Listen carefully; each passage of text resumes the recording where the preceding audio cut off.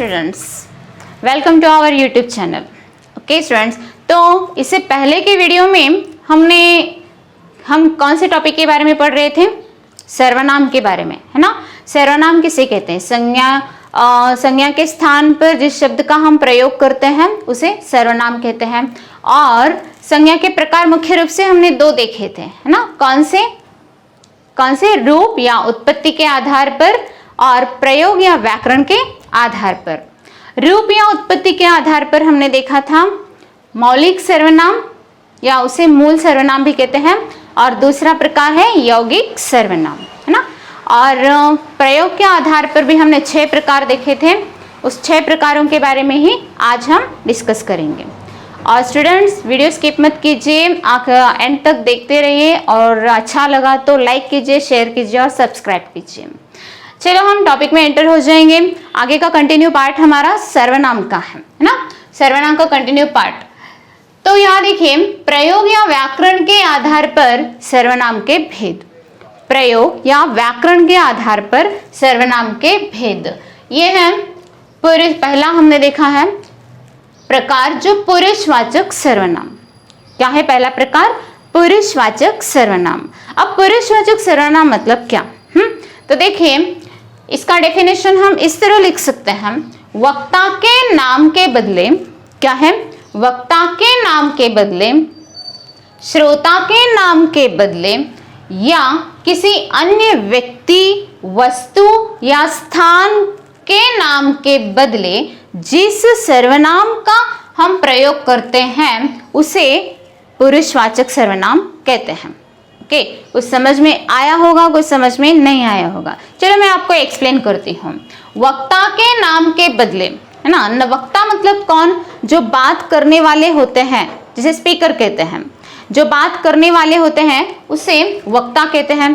उस वक्ता के नाम के बदले, नहीं तो श्रोता के नाम के बदले। अब श्रोता कौन है? अब बात कर रहे हैं तो सुनने वाला कोई होना चाहिए ना, तो सुनने वालों को क्या कहते हैं? श्रोता कहते हैं। ओके स्टूडेंट्स, श्रोता के नाम के बदले या किसी अन्य व्यक्ति, वस्तु या स्थान के नाम के बदले। अब दो व्यक्ति बात कर रहे हैं तो दो व्यक्ति किसी तीसरे व्यक्ति के बारे में या स्थान के बारे में या किसी तीसरे वस्तु के बारे में अगर हम बात किए तो वो होगा अन्य। ओके, उसे कहते हैं अन्य। तो अन्य व्यक्ति, वस्तु या स्थान के नाम के बदले जिस सर्वनाम का प्रयोग हम करते हैं, जिस सर्वनाम का उपयोग हम करते हैं उसे क्या कहते हैं? पुरुषवाचक सर्वनाम। अब पुरुषवाचक सर्वनाम में भी हमें 3 प्रकार हमें दिखाई देते हैं। वो 3 प्रकार कौन से हैं अब हम देखेंगे। तो स्टूडेंट्स, यहाँ देखिए, पुरुषवाचक सर्वनाम के 3 प्रकार हैं। कितने प्रकार हैं? 3 प्रकार हैं। कौन कौन से? उत्तम पुरुष, मध्यम पुरुष, अन्य पुरुष। उत्तम पुरुष, मध्यम पुरुष और अन्य पुरुष। अब उत्तम पुरुष क्या है, मध्यम पुरुष क्या है और अन्य पुरुष क्या है? ओके, ये समझने के लिए हम यहाँ थोड़ा पढ़ेंगे क्या है। तो उत्तम पुरुष के जगह मैंने लिखा है वक्ता खुद के लिए उपयोग करने वाले सर्वनाम। क्या है?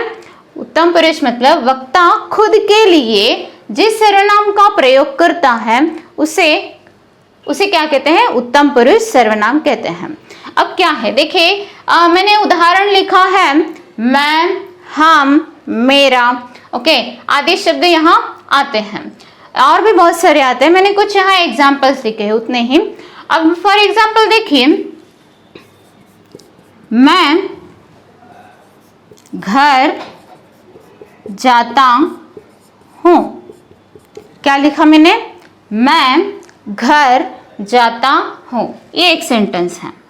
दूसरा सेंटेंस, हम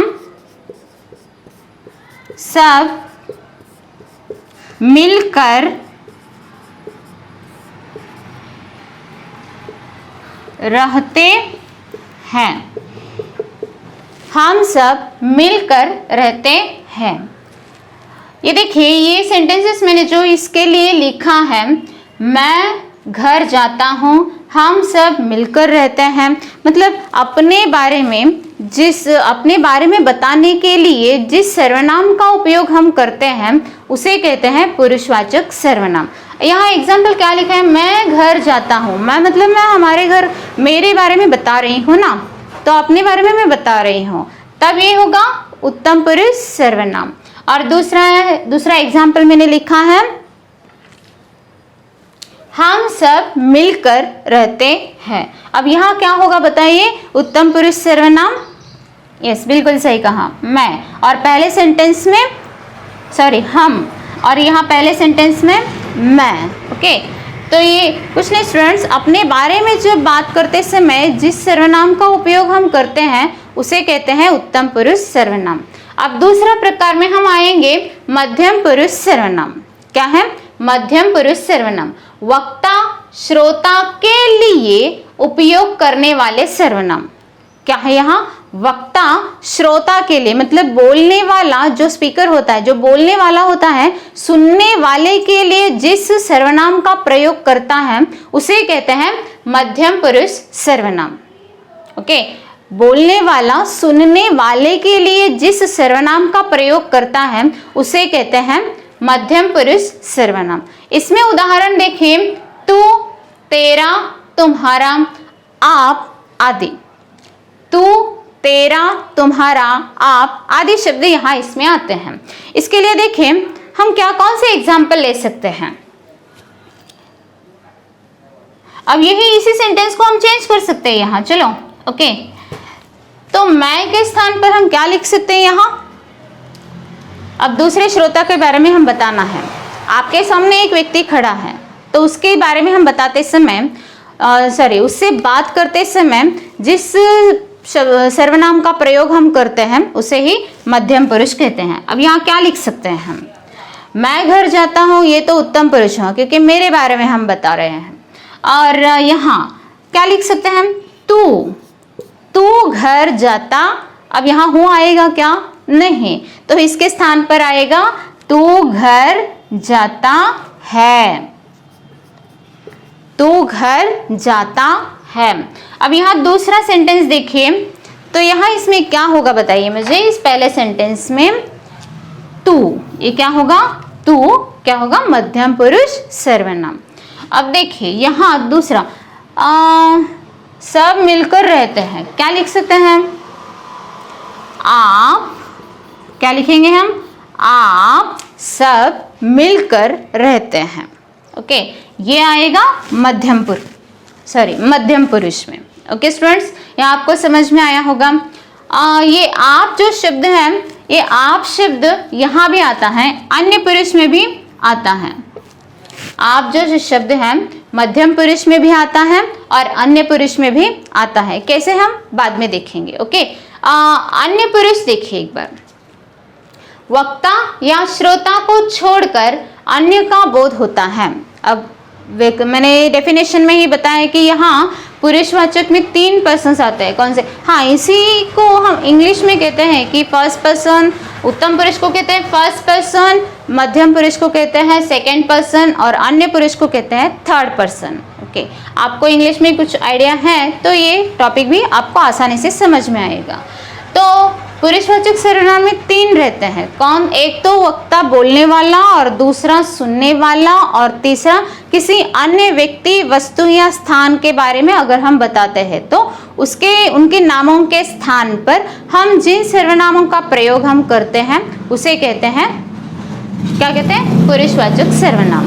अब देखा हमने, अब हम देखेंगे तीसरा, अन्य पुरुष सर्वनाम। अन्य पुरुष सर्वनाम क्या है? वक्ता या श्रोता को छोड़कर अन्य का बोध होता है। वक्ता और श्रोता दोनों भी हैं, दोनों बात कर रहे हैं किसके बारे में? किसी तीसरे व्यक्ति के बारे में, नहीं तो किसी दूसरे स्थान के बारे में। ओके सॉरी, किसी दूसरे स्थान के बारे में अगर बात कर रहे हैं तो तब उस नाम के स्थान पर जिस सर्वनाम का प्रयोग हम करते हैं उसे कहते हैं अन्य पुरुष सर्वनाम। इसमें क्या आते हैं तो देखो उदाहरण, यह, ये, वह, वे, और उसके साथ साथ आप। यह, ये, वह, वे, उसके साथ साथ आप, ये शब्द भी देखिए स्टूडेंट्स। यहाँ मैंने कुछ एग्जाम्पल्स लिखे हैं। पहला एग्जाम्पल है वह घर जा रहा है, और दूसरा एग्जाम्पल मैंने लिखा है वे क्या कर रहे हैं। अब यहाँ वह घर जा रहा है मतलब किसी तीसरे व्यक्ति के बारे में हम बात कर रहे हैं, है ना, तब इस सर्वनाम का प्रयोग हम करते हैं। और ये देखिए दूसरा एग्जाम्पल, वे क्या कर रहे हैं। आगे श्रोता जो रहता है उसको हम बता रहे हैं कि वो क्या कर रहा है, वे क्या कर रहे हैं, है ना, किसी तीसरे व्यक्ति के बारे में हम बता रहे हैं, इसीलिए ये किस में आएगा, अन्य पुरुष में आएगा। ओके स्टूडेंट्स, तो यहाँ तक आपको समझ में आया होगा उत्तम पुरुष, मध्यम पुरुष, अन्य पुरुष क्या है।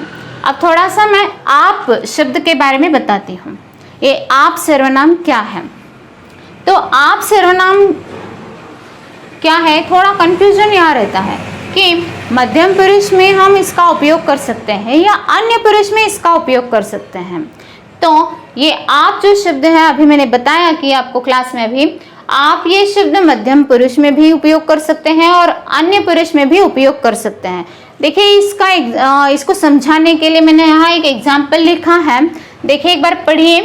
भगत सिंह सच्चे योद्धा थे। क्या लिखा है मैंने, भगत सिंह सच्चे योद्धा थे। आप देश की आज़ादी के लिए हंसते हंसते फांसी चढ़ गए। यहाँ भगत सिंह के बारे में हम बात कर रहे हैं, है ना, किसी प्रसिद्ध व्यक्ति के बारे में हम बात करते समय इस आप शब्द का हम प्रयोग करते हैं। वो व्यक्ति सामने हो सकता है, नहीं तो बात हमसे दूर भी रह सकता है ना। ज़्यादा से ज़्यादा इसमें अन्य पुरुष में जब हम आप का प्रयोग हम करते हैं तो व्यक्ति वो हमारे सामने नहीं होता है। तो जब हम हमारे सामने जब प्रयोग करते हैं, हमारे सामने व्यक्ति के लिए जब हम प्रयोग करते हैं आप शब्द का प्रयोग, तब ये मध्यम पुरुष में आएगा। और हमारे सामने वो व्यक्ति नहीं है, किसी तीसरे व्यक्ति के बारे में हम बात कर रहे हैं, तब जब हम आप शब्द का प्रयोग करते हैं तब वो आएगा, अन्य पुरुष में आएगा। ओके स्टूडेंट्स, अच्छा, तो ये शब्द आपको समझ में आया होगा कि पुरुषवाचक सर्वनाम क्या है, उत्तम पुरुष, मध्यम पुरुष और अन्य पुरुष, है ना। तो उत्तम पुरुष मतलब कुछ नहीं स्टूडेंट्स, हम बात करते समय हमारे लिए जिन सर्वनाम का प्रयोग हम करते हैं उसे कहते हैं उत्तम पुरुष। और जो सुनने वाले व्यक्ति के लिए हम जिस सर्वनाम का प्रयोग हम करते हैं वो आता है मध्यम पुरुष में। और अन्य पुरुष मतलब दोनों बात करते समय किसी तीसरे व्यक्ति के बारे में या स्थान के बारे में हम बात करते समय उनके लिए जिन सर्वनामों का प्रयोग हम करते हैं उसे कहते हैं अन्य पुरुष। ओके स्टूडेंट्स, ओके स्टूडेंट्स, आगे का प्रकार है हमारा निश्चयवाचक सर्वनाम। कौन सा है, निश्चयवाचक सर्वनाम, दूसरा प्रकार। इसका डेफिनेशन हम देखेंगे एक बार। किसी निश्चित व्यक्ति, वस्तु या पदार्थ के लिए प्रयुक्त होने वाले सर्वनाम निश्चयवाचक सर्वनाम कहलाते हैं। डेफिनेशन ध्यान से सुनिए।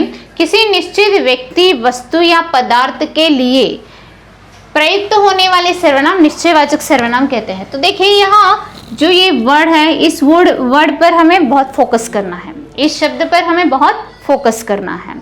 किसी निश्चित व्यक्ति के बारे में या किसी निश्चित वस्तु के बारे में या किसी निश्चित पदार्थ के बारे में जब हम बताते हैं तब ये आता है निश्चयवाचक सर्वनाम में। ओके, अब इसके उदाहरण हैं यह, ये, वह, वे, इन्हें, उन्हें आदि शब्द ये निश्चयवाचक सर्वनाम में आते हैं। आप सोच रहे होंगे कि मैडम ये तो आपने अन्य पुरुष में भी आपने बताया है, फिर इसमें अन्य पुरुष में भी यह, ये, वह, वे आते हैं, फिर इसमें और उसमें डिफरेंस क्या है।